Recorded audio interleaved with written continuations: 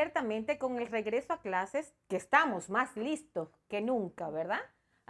Pero hay cosas que pasan, y yo mencionaba, por ejemplo, nosotros los padres, nadie toma en cuenta a los padres, que son los que están haciendo todo el proceso. Por eso voy a recibir a la doctora Yasmeli Castillo. Gracias por estar con nosotros, doctora pediatra. Sí, así mismo. Gracias por estar en Cuídate. Entonces, ¿cómo nace esta idea y qué es el manual de supervivencia para padres en el inicio del año escolar? Bueno, mira, realmente inicia por un request, vamos a decir, que me dijo una amiga. Yo hice hace unos meses un curso de primeros auxilios para el personal de salud, bueno, el personal no de salud, perdón, sino el personal del preescolar donde está mi niña. Muy bien. Y precisamente era un curso sobre primeros auxilios en verano, en campamentos verano. Muy bien. Hablamos de asfixia, hablamos de quemaduras, insolación, etcétera. Y yo lo puse en Instagram, lo publiqué. Y me dice una amiga, oye, pero hasta a mí me gustaría aprender sobre ese tipo de cosas. Claro. Y yo, wow, pero es cierto. Uno piensa como médico que siempre tiene que actualizarse, pero yo como mamá también digo, cónchale, yo tengo que aprender a hacer cosas y cosas que yo no sé. Aprender a cuidarte. Claro que sí. Aprender a cuidarme y a cuidar a mi niña. Entonces ahí surge como la idea de vamos a hacer algo para actualizar a los papás y para ayudar a los papás. Y por qué no con esto que viene ahora, que es el regreso a clases. Y en verdad, esa fue como el bombillito que se me prendió. Ayudar a los papás a que sea un poco más llevadero este proceso y con ideas prácticas y sencillas, en verdad. Ideas prácticas y sencillas porque realmente las emociones de los niños están ahí, están a flor de piel. Muchos están 100%.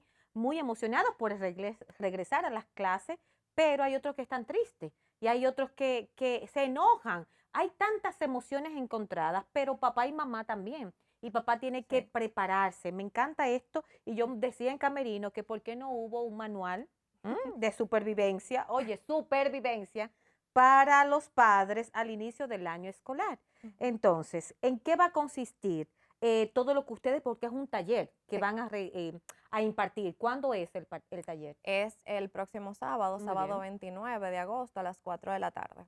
Es en el colegio. Sí, es en el preescolar Imaginare que se Mm. encuentra en Evaristo Morales. Ok, entonces usted como Ujú. pediatra y mamá, Sí. como pediatra y mamá, hay algo que también se le suma al corre-corre que tenemos nosotros, porque no solamente mochila, uniforme No. y lonchera, si vamos a hablar de loncheras saludables también, Ujú. pero circulan los virus, Mm. que ellos llegan, ellos como que entran en la mochila conjuntamente con nuestros muchachos, y Sí. el primer día de clase tú llevaste a tu niño muy bien, Mm. el primer día de clase él regresa ya que un poquito de secreciones, pero mi hijo, tú estabas bien. ¿Qué Sí. pasa con todos estos virus, doctora? Bueno, mira, es algo muy frecuente y más porque tenemos niños que 1 o 2 meses lo tenemos en un ambiente semicontrolado. Entonces, ¿qué pasa? Cuando lo sacamos de ese ambiente y lo entramos en una comunidad escolar con más niños todavía, aquí vamos a encontrar los bellos virus y bacterias que el sistema inmune del niño no los conoce. Entonces viene un virus, ahí viene y reconoce ese virus, obviamente trata de atacarlo y por eso comienza la sintomatología, pero también hay unas células que se van a quedar como con una respuesta, una memoria, para que más adelante, cuando nueva vez venga el virus, ese niño pueda responder de una manera más fácil, más rápida y pueda combatir ese virus o esa bacteria. Y estamos hablando cuáles son los más conocidos, ¿verdad? Que Bueno, circulan. mira, realmente la influenza es uno que prácticamente siempre ocurre Ya, al inicio de del clases. año escolar. También por los mismos cambios de temperatura. Pero vamos a tener virus gastrointestinales, vamos a tener diarrea y claro, el resfriado común con el rinovirus, también el coronavirus, que lo vamos a tener siempre ya. Pero más que nada, influenza, rinovirus, el coronavirus y ya los virus gastrointestinales. Son los Perfecto. principales. Pero entonces, ¿qué medida podemos Da. nosotros tomar en casa para reforzar Ujú, es decir, la salud inmunológica de nuestros hijos, para ujú. que ellos puedan, como usted mencionó, a poder darle frente a su sistema inmunológico a esos virus que están ahí rondando, juntamente con la mochila del año escolar, comienzan ellos. Bueno, mira, es reforzar el lavado de manos. Es algo que aprendimos con el COVID-19. Así es. Lavado de manos, también educar a los niños de cómo al momento de estornudar y toser, cómo taparse la boquita, tratar de enseñarlos a no compartir los utensilios de alimentos. ¿Y cómo hacemos eso con Bueno, usted que tiene una de 2 añitos? no, no, Dios mío. eso explicarle, mira mami, eso es tuyo, eso no se puede prestar, eso solo es tuyo. Lo mismo con los termos, para que no compartan en ese sentido, porque los juegos es imposible. Claro. Obviamente eso lo van a tener todos, pero reforzar esa parte, también la alimentación es importantísimo para ayudar a ese sistema inmune a que esté alerta ante cualquier cosa. Pero más que nada son ese tipo de cosas que tenemos que tomar en cuenta. Y claro, las vacunas, también es importante esa parte de las vacunas, porque no tan solo se protege el niño al que se le aplican las vacunas, sino también evita a que si hay brotes, esos brotes continúen. O sea que también cuidamos a los demás niños. Claro. Ujú. Entonces, hemos hablado aquí en Cuídate de llevar a nuestros hijos, ¿verdad? Para llevar ese calendario. Sí, Niños claro. sanos para poder recibir el calendario de las vacunas. Sí. Vacunas al día, al momento. De hecho, yo creo, porque cuando mis hijos estaban pequeños, en los preescolares siempre solicitan Certificado. certificado de vacuna al día. Ujú. Si no te lo pidieron, entonces tú tienes que llevarlo. ¿Por qué? Porque es importante para que tus hijos estén salvaguardados. Entonces, Ujú. usted habló de la alimentación. Las loncheras son un dolorcito de cabeza para los papás Un y poco. sobre todo para los papis como usted, mami, Sí. que tiene una pequeñita de 2 años. Y Ujú. perdone que como lo comentó, Sí. le hago señalamiento de su bebé, porque cuando los niños ya están grandes, pues entonces es mucho más fácil. Pero en estos niños de etapa preescolar, Ujú.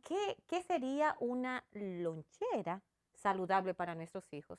Bueno, mira, nosotros lo llamamos en el manual lo que sería una lonchera inteligente. Entonces, en esa lonchera vamos a tener 3 cosas. Lo primero sería la porción más grande de un alimento que sea carbohidrato o proteína. Preferimos la proteína. Claro. Entonces, ya la segunda porción, que es más o menos el tamaño del puño, serían ya vegetales o frutas. Y ya el tercer alimento es como lo que me dé la energía rápida, ya sea granos, maní, quesos, ya sería la porción más pequeña. Entonces, con esos 3 elementos, que aquí tenemos proteína, carbohidratos, tenemos minerales y ya la parte de las vitaminas, pues ahí creamos lo que sería una lonchera, perdón, inteligente o saludable. Me gusta eso, lonchera inteligente. Pero esa inteligencia tiene que ponerla tu papá y mamá. Sí. Entonces, ¿cómo este taller va a reforzar esos conocimientos que papá y mamá tienen, pero que les necesitan poner en práctica ahora?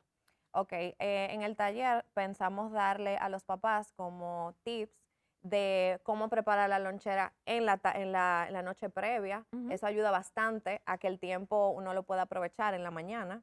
Por ejemplo, con recetas rápidas y fáciles, y no nada más fácil y rápida, sino también nutritiva, que tenga la nutrición adecuada para ese niño. Conjuntamente vamos a ayudar a que el niño también aporte, porque si en la noche anterior el niño ayuda a hacer unos waffles, unos muffins, que lo bueno de ese tipo de alimentos es que lo podemos congelar y al otro día simplemente sacamos, ponemos en un sartén y ya tenemos parte del desayuno. También cortar las frutas en el día antes ayuda a que sea más el tiempo, que sea mucho más provechoso. Entonces vamos a dar esos pequeños tips también de cómo volver a las rutinas, a ese sueño, esos Mm, niños que se dormían tarde o que se despertaban tarde. Bueno, ahí Entonces, estamos todo todos. eso, vamos a dar esos tips a los papás. Entonces, cuando un niño, eso lo van a trabajar en el taller también, Sí. pero cuando un niño que llevó lastimosamente ya a la casa el virus, en la mochila, él lo llevó de regreso, ¿verdad? Debe quedarse en casa. Porque nos pasa, mamá, ¿eh? Sí. Aquí estamos hablando como pediatra y como mamá, nos pasa eso, que llevamos a nuestros niños los primeros días a la escuela y ya tienen una gripecita o un virus de lo que mencionamos hace un ratito. Entonces, cuando mamá tiene que determinar, como médico, ¿verdad? Tiene que quedarse en casa para no contagiar a los demás. Ok, mira, realmente eso es un tema que hay que cogerlo como con pincitas porque es un poco complicado para nosotros los papás decir, ok, si yo lo tengo en ese colegio es para que me lo cuiden, no tengo que trabajar. Pero hay que pensar no tan solo en el niño, sino también en los demás, en los compañeros y en los profesores, porque se enferma todo el mundo. Así es. Entonces, siempre yo digo, si el niño necesita un medicamento para sentirse bien o para hacer lo que normalmente hace, es un niño que necesita quedarse en casa. Un niño que al despertarse no hace su rutina normal, es un niño que necesita quedarse en casa. Por ejemplo, las fiebres. Aunque a tu niño le dio una sola fiebre el día anterior, tú tienes que esperar por lo menos 24 horas a que esa fiebre nos reaparezca.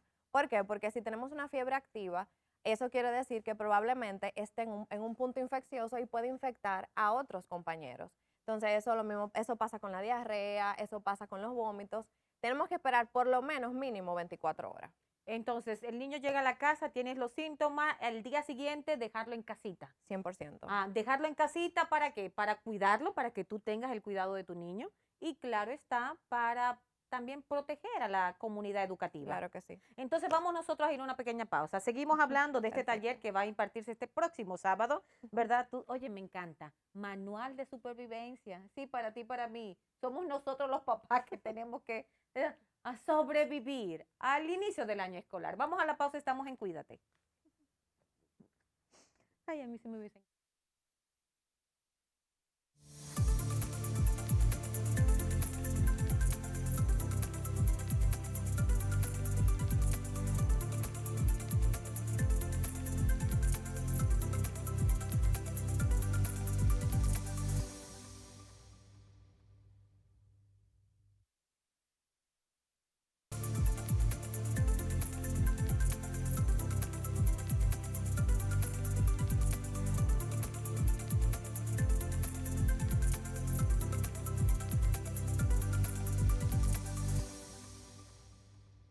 Ciertamente las mañanas suelen ser de mucha intensidad en las casas, sobre todo ahora cuando inició el año escolar, porque nos tenemos que acomodar. Usted hablaba del sueño, doctora. Esas mañanas suelen ser, bueno, despertar al muchacho como mamá, sobre todo en la edad de preescolar.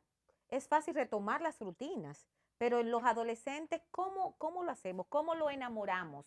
¿Eh? Para que podamos volver a ese ciclo o esa rutina saludable o higiene del sueño, como también le llaman, ¿no? Bueno, mira, cualquiera diría, eso se hace de la noche a la mañana, y no es así.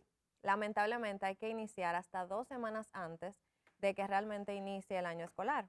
¿Por qué? Porque Si estamos tarde todos. sí, estamos tarde. Hasta yo estoy tarde.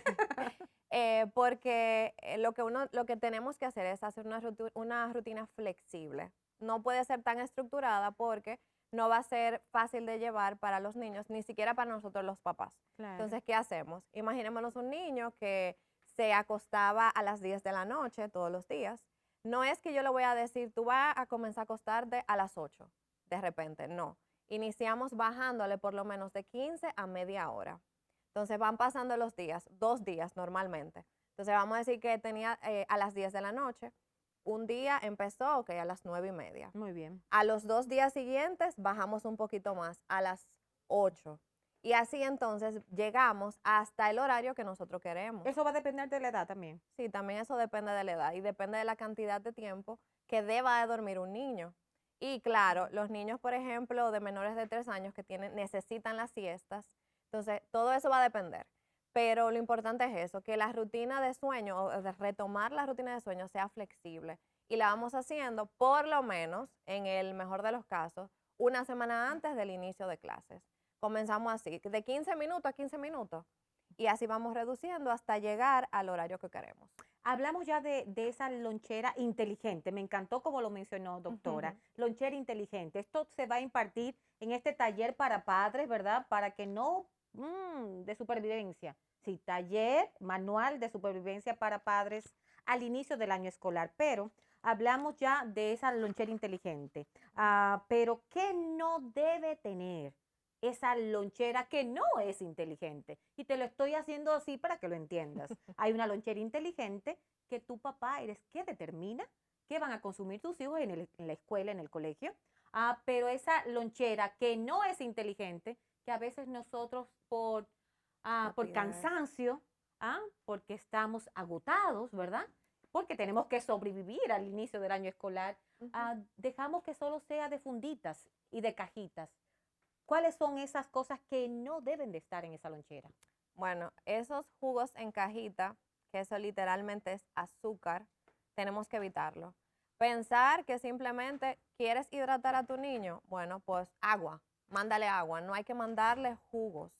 Si tú quieres realmente lo que sería una fruta, mándale la fruta como es, para que así tenga fibra. Olvídate del jugo en cajita. En casa sí se le puede dar, tratar de que sean jugos naturales, pero tratar de evitar también los alimentos ultraprocesados, esos salamis, esos jamones, tratar de evitarlos.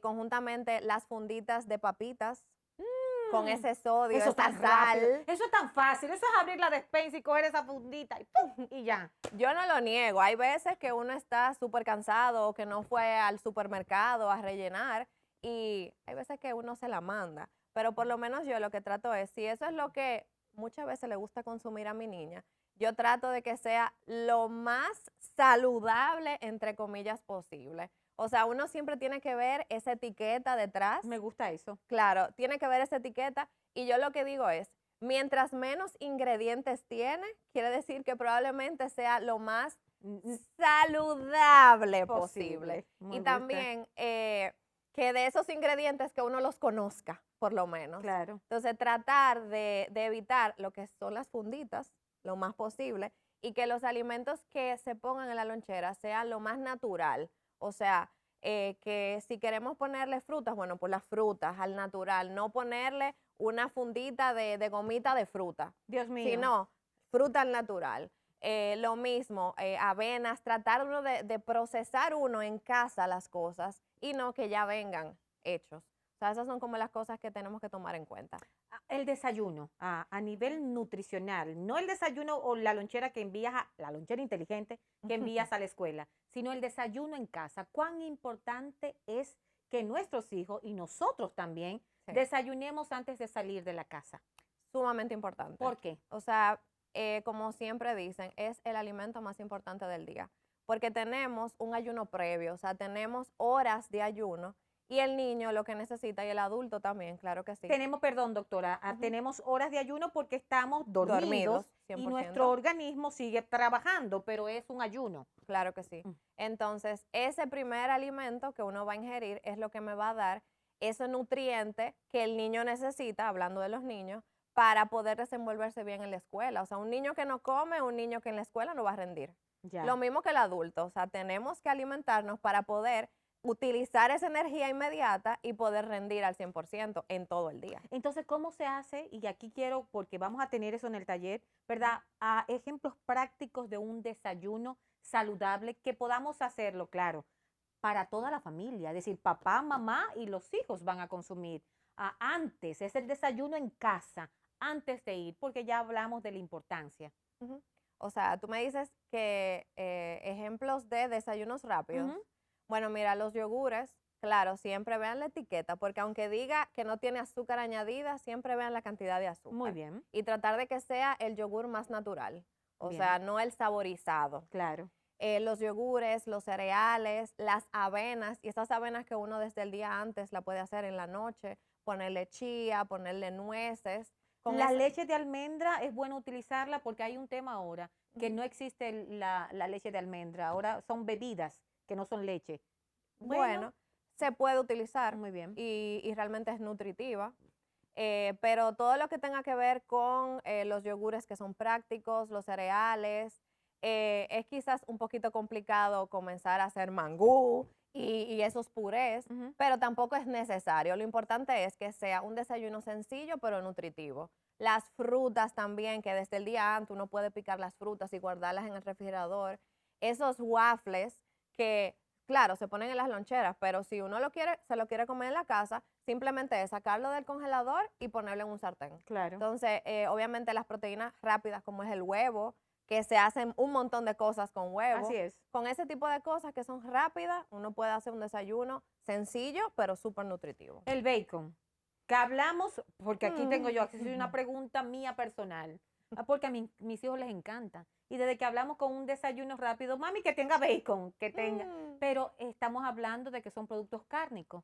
¿verdad? Sí, Entonces hay grandes cantidades de sal y también de sí, grasas saturadas. ¿Qué 100%. cantidad podríamos nosotros consumir de manera pediátrica que sea sano para nuestros niños? ¿Mm? Bueno, en verdad en los niños va a depender, porque al principio, en los primeros años, no se recomienda el uso de embutidos en los niños. Mm, ¿Hasta Claro, qué edad? Porque no desconocía esto. por Decir, lo menos hay que evitarlo menos de 5 años, es wow, importante. Sí o sea, sí lo pueden consumir, pero el punto es la frecuencia. ya, Y obvio, en menores de 2 años no es lo adecuado. bien, Entonces, las porciones, bueno, siempre digo, las proteínas, que sería el alimento principal, uno la toma como si fuera la palma de la mano. Entonces, ya el segundo alimento, que serían las frutas, es como el puño. Y ya el tercero, cuando uno, ya como el agregado, sería la mitad de la palma. muy bien. Entonces, diría que un porcentaje bien sería, La mitad de la palma. sí, exactamente. Porque por la cantidad, claro, pero esto va a Sí. depender, esto que estamos conversando, Ujú. es alguna pregunta que yo le hice, la saqué por el tema de que siempre, en el caso mío, porque ya son grandes, pero Sí, cuando tenemos estos niños de edad preescolar, como bien mencionó, antes de 2 años, ¿verdad? No es bueno los productos cárnicos dárselo a nuestros niños. Después de los 2 años, bueno, mencionaba hasta los 5 años. eh, o por lo menos tenerlo no muy frecuente. sí, Puede claro. estar presente, pero no muy frecuente. Ujú. Entonces, tenemos que hacer una pausa. Vamos a ir, sí, vamos a ir, ¿sabes qué? A mitos que nos enseñaron. Y hay dos mitos que yo quiero hacerle, porque no la voy a dejar ir. Estoy conversando con la doctora. El tiempo nos apremia, ¿verdad? Pero la doctora está con nosotros, Yasmeli. Yasmeli Castillo, doctora pediatra. Vamos a mitos que nos enseñaron.